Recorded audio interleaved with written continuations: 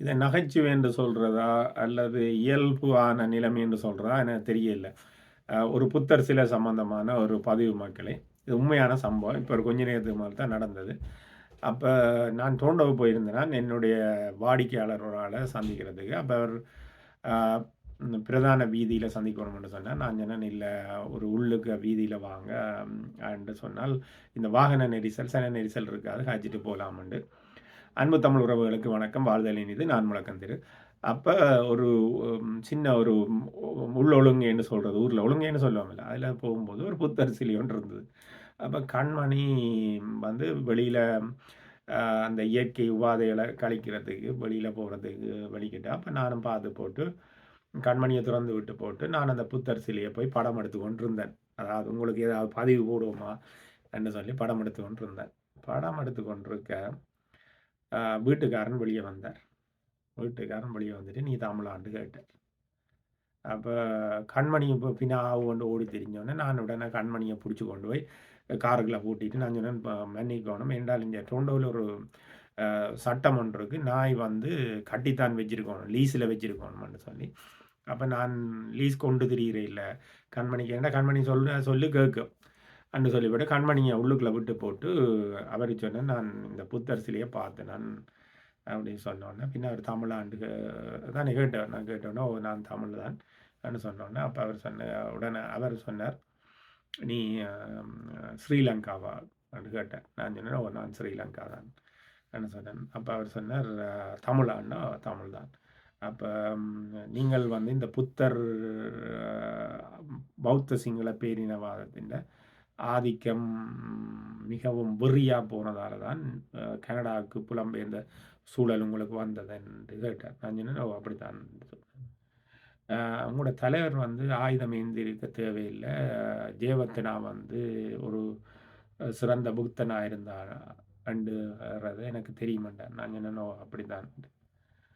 என்னடா இவருக்கு கணக்க புத்த சமயத்த பற்றி தெரியுதுன்னு சொல்லி போட்டு, எங்கள விட கூட தெரியுதுன்னு சொல்லி போட்டு, நான் கேட்டேன், "இதெல்லாம் எப்படி தெரியுமான்னு?"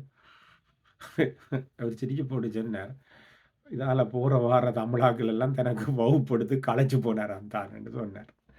என்று சொல்லி போட்டு, நான் சொன்னேன், "நான் வகுப்பெடுக்க வர இல்ல. நல்ல விஷயம். புத்த பெருமான நீ வச்சிருக்கிறது நல்லது. அதனால அது தெரிஞ்சு வச்சிருக்கோ. இப்படி நாங்கள் பௌத்த சிங்கள பேரினவாதத்தின் ஆதிக்கத்தால தான் இங்க வந்த நாங்கள். ஆனா உண்மையா பௌத்தர் வந்து அப்படி இல்ல.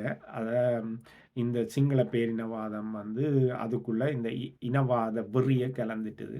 அதுதான் பிரச்சனை. உண்மையான பௌத்தத்த எனக்கும் பிடிக்கும். மணிமேகலை அப்படியான தமிழ் காப்பியங்கள் எல்லாம் வந்து தமிழ்ல எழுந்திருக்கு. தமிழர்களும் வந்து புத்தர்களா இருந்திருக்கிறார்கள். அதுக்கான இதுதான் எங்களோட ஊர்லயும் வந்து கந்தரோட அப்படியான இதுகள் எல்லாம் சொன்னோனே அவருக்கு பிடிச்சு போச்சு. என்ன அவர் சொன்னார், "உள்ளுக்குள்ள வா அவன்னு" சொல்லி சொன்னார். நான் சொன்னேன், "நாய் காருக்குள்ள நிக்குதுன்ட்டு." ஏன்னா அவருக்கு அது பிடிச்சு போச்சு. அவர் சொன்னார், "தன்னட்டி ஒரு நாய் வீட்டுக்கு நிக்குதுன்னு" சொன்னார். அப்ப "உண்ட நாயம், இந்த நாயம் விளையாட விடுவோமான்னு" கேட்டார். நான் சொன்னேன், "ஓ! பிரச்சனை இல்ல. உண்ட நாய் கடிக்குமான்னு" கேட்டேன். நான் சொன்னேன், "இல்ல உண்ட நாய் கடிக்காது, எந்த நாய் கடிக்காது." ன்னு சொன்னோனே அப்புறம் சிரிச்சு போட்டு சொன்னார், சரி உள்ளுக்குள்ள வர சொல்லி வீட்டுக்குள்ள போயிருந்து 2 பேரும் காய்க்க நான் சொன்னேன் நண்பர் ஒருவர் வாரான்ட்டு.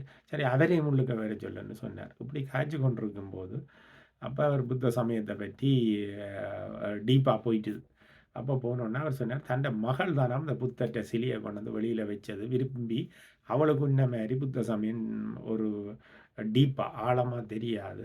ஒரு ஆசையில இப்படி பார்த்துட்டு காதலுக்கு இப்படி இருக்கு. அமைதியான அமைதியின் வடிவம்ன்னு போட்டு கொண்டு வந்து வச்சுட்டாள். ஆனா போற வார தமிழாக்கள் எல்லாம் எங்களுக்கு அரியண்டம்.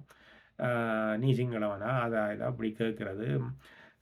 நாங்கள் எங்களை நாட்ட விட்டு விரட்டிட்டாங்கன்னு சொல்லி அப்படியெல்லாம் சொல்லினோம்ன்னு சொன்னோனே, நான் சொன்னேன், அ இப்படி அ அவர்கள் வந்து அப்படி இருக்கிறதால நாம வந்து புத்த பெருமான அப்படி எடுக்கிறதில்ல.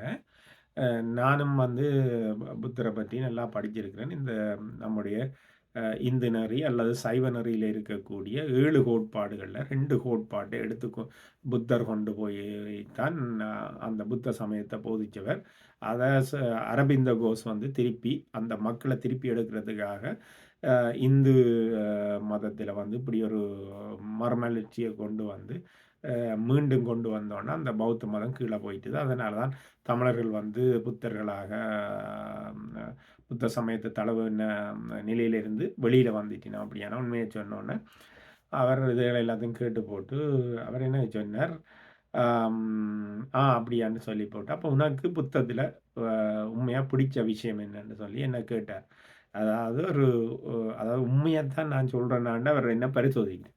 அப்ப நானும் நான் சொன்னேன், உண்மைய சொன்னேன். நான் சொன்னேன், எனக்கு இந்த பௌத்த கோட்பாடுகள்ல வந்து ஒரு விஷயம் பிடிக்கும் என்னன்னு சொன்னா, புத்தர் ஒரு இடத்துல சொல்றார், ஒரு ஆள் கோவப்பட்டா, அந்த கோவத்த வந்து இன் நாங்களும் கோவப்பட்டு கோவப்பட்டோம்ன்னு சொன்னா, அது ஒரு இவிலா போயிரும். அதாவது கொடூரமா போரும். ஒரு ஆங்கிரிய இன்னொரு ஆங்கிரியால, அதாவது ஒரு கோவத்த இன்னொரு கோவத்தால எடுத்தா அது கொடூரமா போயிரும்.